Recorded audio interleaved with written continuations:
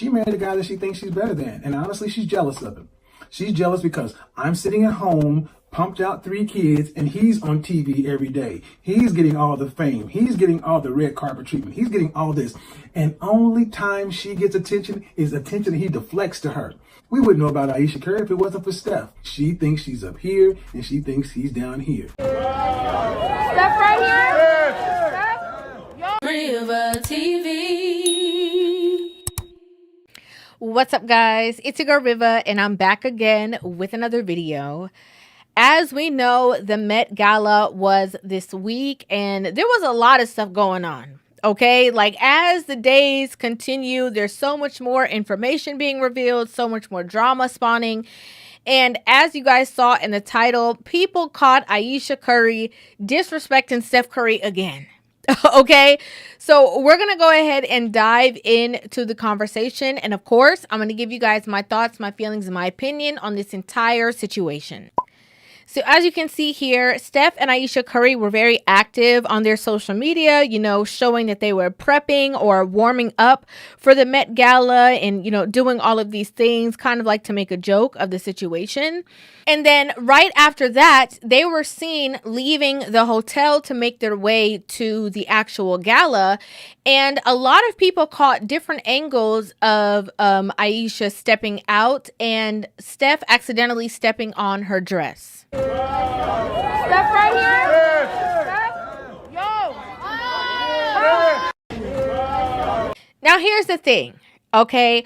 I do believe that anytime Ayesha Curry does anything, like if she sneezes wrong, people are going to hold her accountable, you know, and be like, oh, how dare you sneeze on Steph? You know, people are going to inflate these situations based off of her past, right? Based off of her sitting down at Red Table Talk and talking about how she wants male attention. Something that really bothers me and like honestly has given me a sense of a little bit of an insecurity is the fact that, yeah, like there are all these women like throwing themselves, but me, like the past 10 years, like I don't have any of that. Like I have zero, this sounds weird, but like male attention. Because I don't want it, but it'd be nice to know that like someone's looking. Based off of her, you know, recent interview in which she said that she never wanted to be married and she never wanted to have kids.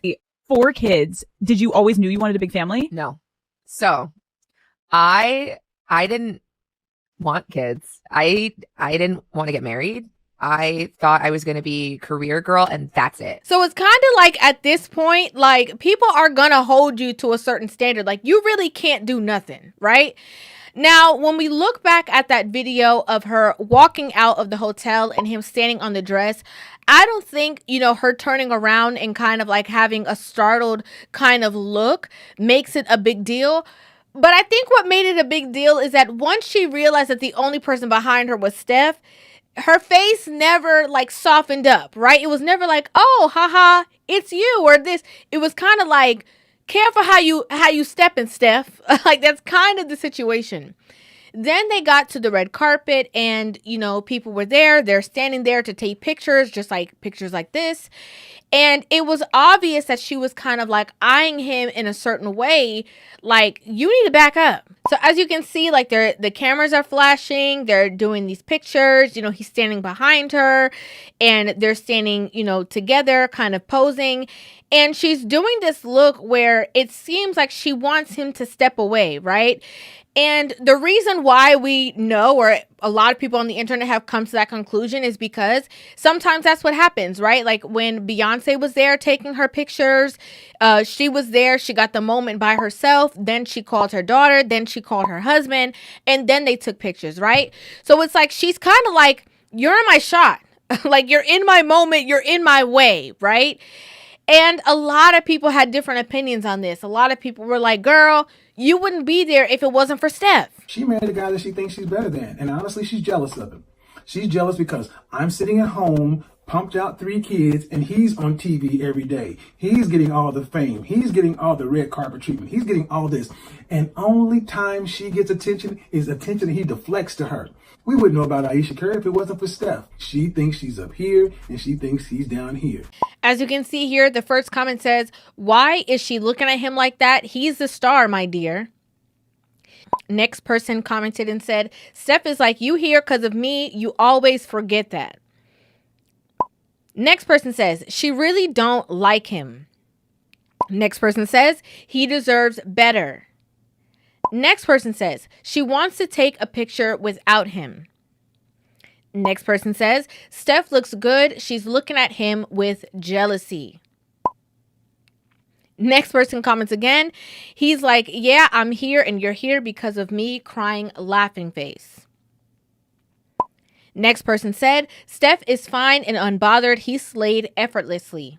Next person says, she want to be outside. Let her fly. Next comment says, fellas, choose wisely. Now, again, okay?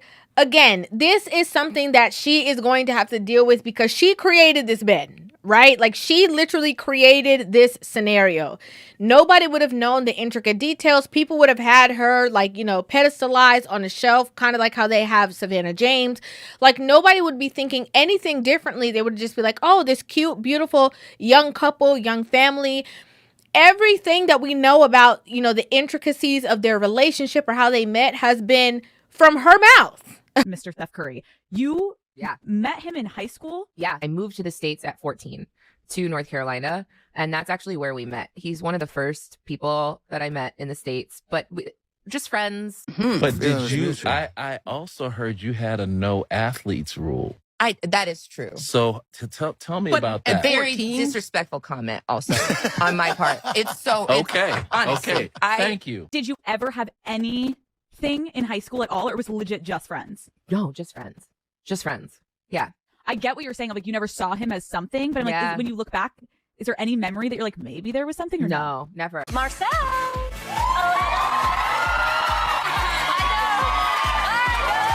Right? It's her that constantly gets up here and has these conversations, you know, either downplaying him or kind of like making jokes or making digs. It's always coming from Ayesha Curry. But you're going to say, like, in high school, like on the court, you're like, at church, he was the guy. At church. Was he the basketball guy in high school or no?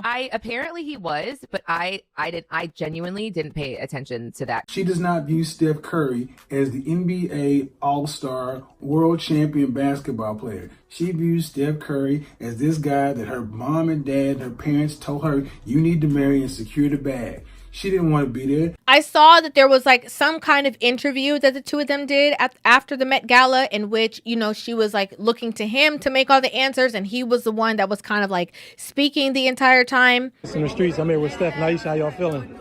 Fantastic.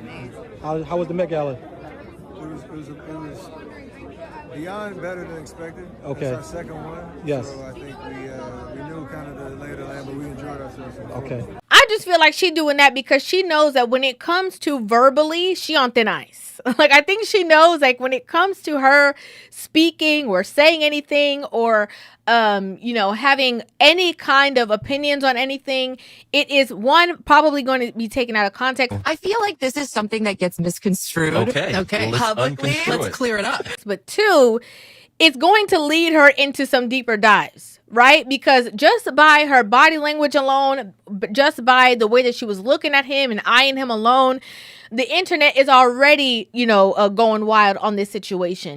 A reporter actually literally said on live television she needs to sit there and look pretty like other people. I think people just don't realize that there is a life outside of where we are now in our adulthood. But she's going to have to pipe down. She's not going to be able to say much about anything. And again, the only person to be blamed for that kind of situation or conversation, it has to be Ayesha.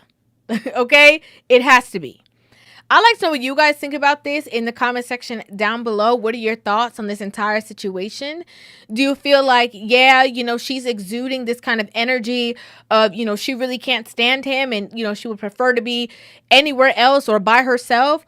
Or do you just feel like, you know, they're just catching her off guard? It could have been anxiety. It could have been stress. What are your thoughts in the comment section down below? Make sure you guys hit that subscribe button and give this video a thumbs up. And I will see you guys in the next one. Love you. Rivah TV.